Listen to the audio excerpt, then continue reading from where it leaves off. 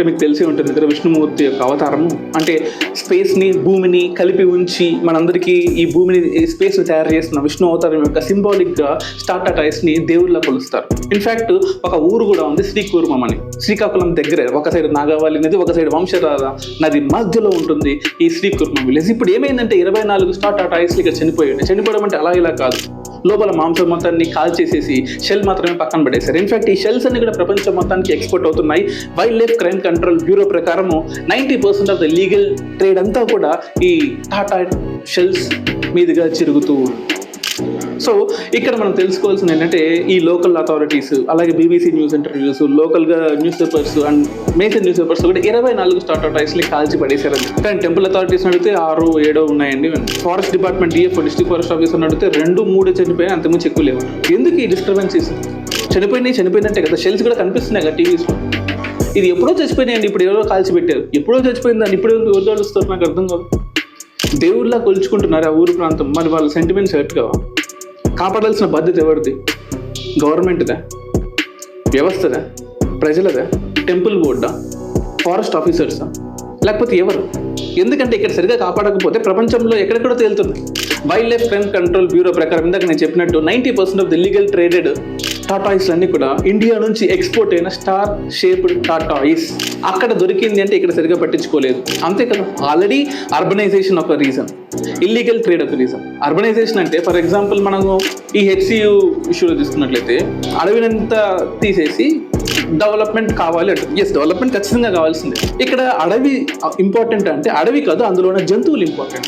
At least ఇప్పుడైనా సరే ఆ స్టార్ టాటాయిస్లను తీసుకెళ్ళి ఇంకో క్యాప్టివ్ బ్రీడింగ్ గ్రౌండ్స్లో తీసుకెళ్ళి మీరు అడవిని కావాలంటే చేసుకుంటారు, డెవలప్మెంట్ చేసుకుంటారు మీ ఇష్టం. అటువంటి ఇన్సిడెంట్స్ ప్రపంచం మొత్తం పక్కన పెడితే ఆంధ్ర తెలంగాణలో ఎక్కువగా జరుగుతుంది. ఎక్కడో ఇండోనేషియాలో 260 టర్టిల్స్ని పట్టుకున్నారు, స్టార్ టైప్ టాటాయిల్స్ని. అవన్నీ ఇండియా నుంచి వచ్చేటి ఇక్కడ వదిలేసేదే కానీ అక్కడికి వెళ్ళిపోయింది.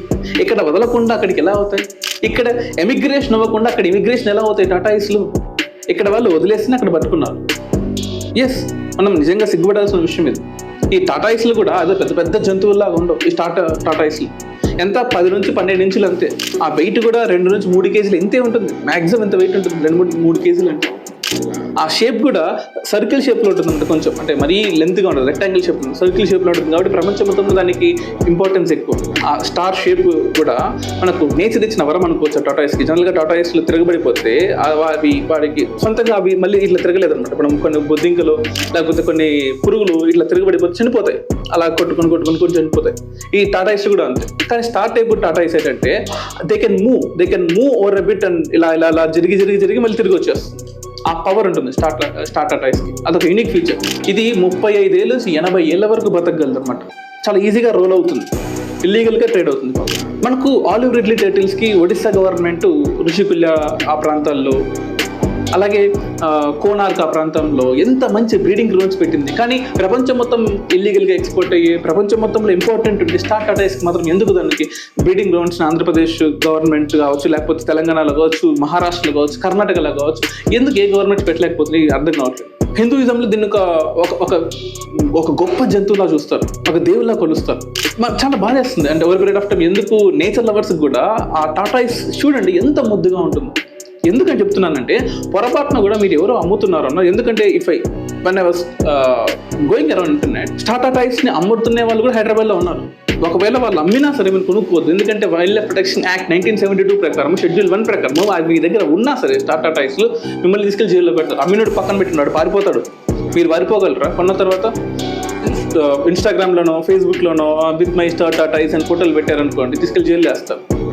విష్ణుమూర్తి అవతారం కాస్త శ్రీకృష్ణ జన్మస్థలం వెళ్ళిపోతారు. మీరు జాగ్రత్తగా ఉండండి. ఆ గుడ్లు కూడా స్టార్ టాటాయిస్ గుడ్లు కూడా చాలా డేంజర్ అంటే దాన్ని సరిగ్గా ప్రొటెక్ట్ చేయకపోతే టెంపరేచర్ ఎక్కువ అయిపోయింది అనుకోండి, ఓవర్ పీరియడ్ ఆఫ్ టైం అది ఫీమేల్గా మారిపోతుంది బ్రీడింగ్ గ్రౌండ్స్. టెంపరేచర్ తక్కువ ఉందనుకోండి, మేల్గా మారిపోతుంది. టెంపరేచర్ సరిగా బ్యాలెన్స్ చేయకపోయినా సరే ఆ జాతి అంతరించిపోయే అవకాశం ఉంది. అది కూడా ఒక క్లస్టర్లా గుడ్లు పెడుతుంది. ఒకసారి వచ్చిందనుకోండి బీచ్లోనే, లేకపోతే భూమిని తవ్వేసి ఒక క్లస్టర్లో 10 గుడ్లు పెట్టగలదు, 1 నుంచి 10 గుడ్లు. అలా సంవత్సరానికి 9 క్లస్టర్ల వరకు పెట్టుకోగలదు. అంటే దగ్గర 10 నుంచి 100 ఎగ్గుల వరకు పెట్టగలదు.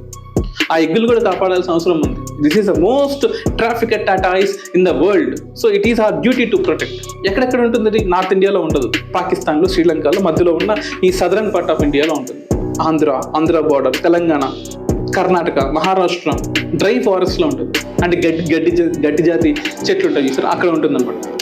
సో ఇప్పటికైనా సరే గవర్నమెంట్స్ ఈ స్టార్ టాటాయిస్ని కాపాడాల్సిన అవసరం ఉంది. లేకపోతే ఈ జాతి మనకు అంతరించిపోయేలా ఉంటుంది. Already IUCN international union for conservation of nature ప్రకారం ఇది ఒక వల్నరబుల్ స్పీసీస్. దీన్ని కాపాడకపోతే దీనికి ఈ వల్నరబిలిటీ కాస్త థ్రెటన్ అయిపోతుంది. అలాగే ఎక్స్టెంట్ కూడా అయిపోయే అవకాశం ఉంది. సో ఇప్పటికైనా సరే ఈ జాతి జంతువుల్ని ప్రపంచం కాపాడమంటుంది. ఇల్లీగల్గా ఎక్కడ పట్టుకుంటున్నారు.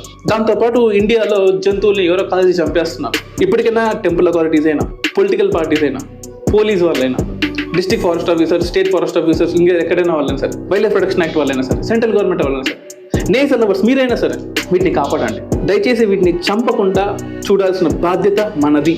ప్రపంచంలో ఎక్కడెక్కడో ఎక్స్పోర్ట్ అవుతున్నాయి. ఇన్ఫ్యాక్ట్ ఆ లోపల ఉన్న మాంసాన్ని తీసేసి షెల్ ఒకటి ఎక్స్పోర్ట్ చేస్తుంది. ఇక్కడ షెల్స్ మాత్రమే దొరికాయి. అంటే వాళ్ళు ఎవరో షెల్స్ని కాల్చి లోపల మాంసాన్ని కాల్చి షెల్ ఒకటి పక్కన పెట్టారంటే they thought of maybe exporting them. So locals ఏమంటున్నారంటే మేము చూసి అర్షాం ఆపామని చెప్తున్నారు. So what ever the version is, it is our duty to protect. లేకపోతే ప్రతి ఒక్క జీవి కూడా అంతరించిపోతూ ఉంది. అండ్ పర్టికులర్లీ ప్రపంచంలో అత్యధిక ఇల్లీగల్గా ట్రేడ్ అయ్యే జీవి ఇక్కడ నుంచి వెళ్ళిపోతుందంటే ఇక్కడ సరిగ్గా పట్టించుకోలేదని దాని. సో ఇటువంటి మరిన్ని ఇంట్రెస్టింగ్ వీడియోస్ కోసం ఫాలో అవ్వండి UPSC రేడియో పాడ్కాస్ట్.